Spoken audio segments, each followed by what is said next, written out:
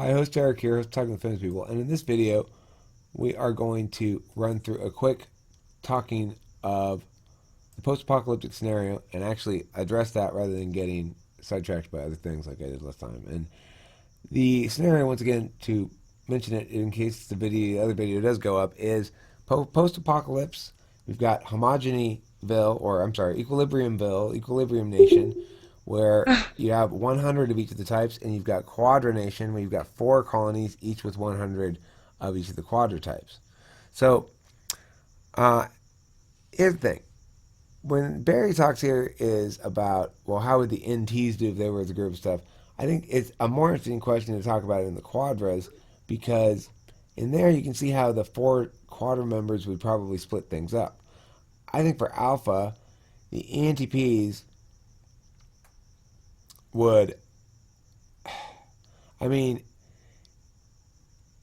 I think the ENTP town would then split again into 100 4-person groups, 4-person quadraples, So 100 that you could quadraples. split up every fourth person, there wouldn't be any NTP in your face. Is that what you mean? Right. Well, no, there'd be an INTP. There'd be no 2 ENTPs, no 2 INTPs. There'd be one of every. You would quadruple them out, right? So that way each ENTP could have his sort of leadershipy role that he wants. The ESFJ could have their sort of leadershipy role they want. Fortunately, they want leadership over different areas of things, so they don't necessarily have to conflict um, if that's how it plays out. The ISFJ can sort of wring her hands and worry, and we can reassure her. And then the INTP can um, add a lot to the brainstorming, and then frustrate the shit out of the ENTP by being too lazy to do anything. So, I mean, Alpha Tau may have some problems. ESFJ and ENTP will be out haranguing every ISFJ and INTP. That's basically how it goes. It's like every morning the E's get up, they get in their car, they drive to work. Their work is to go to the I's houses, wake them up, and make them come out of the house. Yeah. So we just should get up, be paid to show up, and we should just be like accepted for like sharing that. I want to be accepted for sharing. Okay, now I want to hear from you about beta, and who else do we have who's not alpha quadrant in here? Or the INFJs aren't alpha. INFJs, you're gamma quadrant, I think, aren't you? Do you know your quadrant mates? Let's find out. Oh yeah, you're with this quadrant. You're beta. Duh. You're INFJ. I keep forgetting ENFJ and INFJs are the same, except with the E and I. So, okay, you would have the INFJs. You tell us about it. How do you guys picture out the beta quadrant playing out? Keeping in mind these facts, that beta quadrantites prefer situations where the power structure and hierarchy is clearly defined according to the consistent rules where ambiguities are minimized. Beta quadrantites are more confident analyzing realistic characteristics of situations, people, and objects rather than alternative and could it be scenarios. So I'm asking you guys to do alternative and could it be scenario time right now. For Beta type, who? For me and Ken. yeah, for you and the INFJs. JMAT too. Yeah, J Matt, Ken, I think and Ken would kill me off. I would Ken not wouldn't kill you kill off. you. I, I, I That's right, can't, because like, I have difficulty brainstorming, but I already know ahead of time there are several ways in which having you around would be beneficial. oh, thanks. You forgetting, like, my main goal, like, maybe JMAT would kill you off, but then again, he's JMAT, but, I know for me, harmony would probably be, like, if I could just keep things. Like, really, people dying is like the antithesis of what my goal would be. Everybody wants Sam, to kill me off. They said they said they would kill us or You can kill come one of the hang two of us. out. I You think can it's come hang out with us in Alpha Town. It's okay. We won't kill you in cool. Alpha Town. We're cool in Alpha Town. We don't want to kill people off. can I First of move to all, Alpha I feel Town? like a twang of like a little bit of depression because I want to be in Alpha Town. like just because it's alpha. Well, see, Alpha Town wouldn't let even the issue of whom we're killing off be raised without everybody bursting into argument. And also, isn't that typical of ENFJ? I'm not even in a real town, but I already feel like the They're grass is already greener. trying to kill you. Yeah, and they're already trying to kill me, so I gotta like, manipulate and watch people's perceptions or something. Is grass is greener a thing you ENFJs do? Are you famous for that or something? No, I think. How about cake and eat it too? Do you guys do cake and eat it too? No, I don't. I don't think givers do that. I don't think givers can tell when they do that. That's what I don't Maybe, know. But it depends on don't the thing. insinuate that I'm not self-aware. I didn't say that. I'm just saying there are sometimes the cake and eat it too thing is because at the end of the day they're seeing how the feelings play out as a on a certain Yeah, balance. but just because, See, okay, but like here's just because someone uses hold on. feeling does not mean that they're like just like flat flim flammily like running through life like, oh, I feel like I want a piece of cake and I feel like I want to eat it too. So that's okay and enough justification to, I don't know, like screw you over or I something, would never call you or accuse you of being something so awful as flim flammy. Oh, yeah, please, Um, thank you. I Eric, mean, I wouldn't call my worst enemy flim flammy. Thank you. I know. Uh, It's tough being an no, NF. J Matt, I used to wonder about this too. This is an important question. Let's answer it once and for all. Let's satisfy the world's curiosity about the cake and eat it too analogy. So, while currently, while beta, while beta Quadra Town is, meanwhile, all the Quadra Towns have forgotten about the original town. But anyway, beta Quadra Town is talking about who they're going to kill off. In Alpha Quadra Town, we're having an extended conversation about the analogy or aphorism. You can't have your cake and eat it too. Here's the thing about you can't have your cake and eat it too. In the olden days, they used to have cakes as prizes for contests a lot. Okay? Like when I was a kid, they had a cakewalk every Halloween Oh. with the best costume. Then they'd have one cakewalk where it was just the cakewalk. It wasn't having anything to do with your costume, right? Like one of them, they'd say, "Okay, you're out because your costume's not the best." And then the next one, they'd say like, "You're out because of the rules of cakewalking." Anyway, that's an unnecessary sidebar. Let's move forward.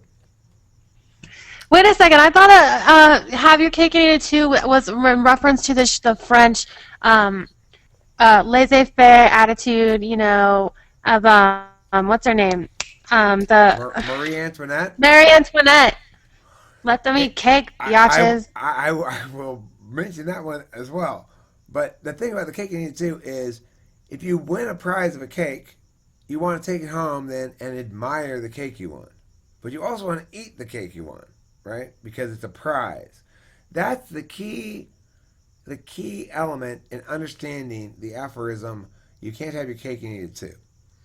And what I think is that uh, SFJ types are prone to a little bit of cake and eat it too syndrome. That they tend to not look at how the little area that they're working on right now fits in or impacts the whole in terms of like, well, if I build it on these principles here, then I'm gonna have to live with that later because that's this is the reasoning and this is the justifications I'm using. Then they're still there. They're not going anywhere. They don't seem to quite get that. They do eventually, but at first they don't really quite get that. um, sort of going back to the topic of the different towns. It's something I was wondering is we have different people, even if they're joking or not, they're talking about, wanting to immigrate to different towns. What's necessarily keeping people in this situation from doing that? Wouldn't it be more pertinent that the different towns have different, not necessarily points, but like have different objectives that they're working towards? Because I think that would better depict what types would be going where. Well, I suspect it's similar to what Saren's saying there. It's that when the big war happened, and it was a kind of alien radiation that we weren't familiar with yet, because of course it involved aliens. We won, but it was most of us died. It's so Anyway, bad. what that revealed is their radiation. It revealed there was a genetic difference between the different types, and in fact, the Quadras evolved hyper fast certain extreme allergies, and so they became geographically isolated because if they moved about the world, they would be suspect of dying because they encountered the wrong kind of pollen. They only were accept their body only tolerated where they were. Now, as a function of this new uh, radioactivity manifest aspect of their genetics, that's why. And you know what happened after that? I feel like it's like they each quadra had with that allergy. They if one of the quadra dies out completely, then all of civilization will collapse. But if they run into each other, they're allergic to each other, so they start breaking out in hives or feeling like they have mad cow disease or something like that, where they go berserk and I they like have this to. But they better. can't kill the quadras all the way, but they have to. I like this better. I like the idea that instead of being geographically stuck where they are, that they're stuck the opposite way. They're stuck to keep a certain distance away from the other people because they're allergic to the people. That each quadra began with this radiation emitting a certain kind of pheromones, but because it's superpowered radiation pheromones, some of the smells of the other types are so awful that it literally causes you to die. So if I have to smell another, sometimes you smell like all the types, according to their relationship with you on the socionics intertype thing, they smell a certain way.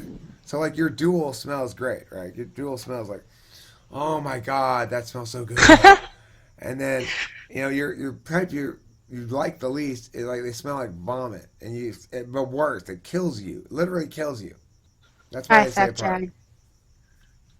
So in the Yeah. beta quadrant, it's the NFJs and who else again? The STPs, And the STPs. Okay. and then gamma is the NTJs and the SFPs. Gamma is the NTJs and the SFPs, and then the last one is which is the last one? Delta.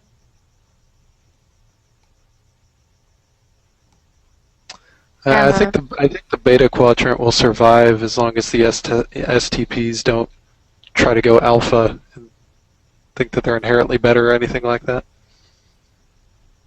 I think if Well, they can, ISTP will keep ESTP in decent check. ISTP is one of the more powerful eyes, I think, or more assertive eyes, I think. okay. I don't. I mean, there need to be a distinct problem in the beta quadrant for I think things to. Because I think if there's enough NFJs there, I think they'll want to be keeping harmony. So I don't know how the other quadrants would fare if there were problems. I don't know how elastic they'd be and how much they'd be able to rebound if there was like a major issue. Um, I don't know if that makes sense. I'm just talking. I think betas would. I think betas would be fine. You guys are judicious. This means you you want to be cautious. You're serious, which means oh, that's Delta. My bad. I was reading Delta Quadra. Let's talk about Delta for a sec now. So I'll get to your question. Whoever said like I want Eric to answer this, I'll figure out what it is you want me to answer in a second. Okay. So the Delta Quadra includes LSE, EII, IEE, and SLI. LSE is the logical sensory extrovert. That's ESTJ.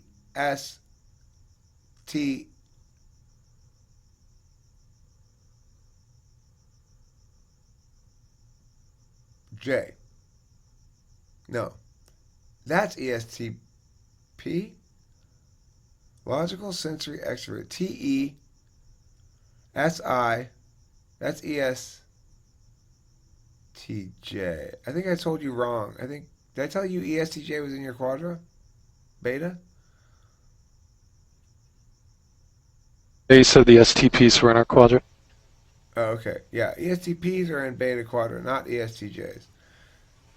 Because mistook that because she said she thought the ISTJs and ESTJs were going to be the powerhouses. I said, oh, well, they're in your Quadra, but they're not in your Quadra. So Delta has ESTJ, ISTJ, and it's got um, intuitive, ethical, extrovert is ENFP and INFP. That's where these guys are. The NFPs and the STJs are Delta. NFPs and STJs are a weird combo Yeah. because, yeah, that's a weird combo. Like, my dad is not the type of person who I see or think of um, as getting along with or approving of NFP type people in general. He's kind of doesn't like what he considers too much display, and he is very practical minded, and he doesn't like people who interfere with good, simple, practical solutions to things. And it seems to me NFPs would bug him, but I don't know. That's his quadrant. Maybe I'm completely wrong, so I don't know. It would seem to be a weird town, right? You got these couple of types who are very effective and efficient and get shit done, and then you've got these other couple types who are like, "Let's party." Would they get resentful? Would Delta Quadrant Town just grow more and more resentful forever until it imploded? Probably. Yeah. Okay. Um, Other thoughts on the Quadra Towns and how they play out from anybody in the room?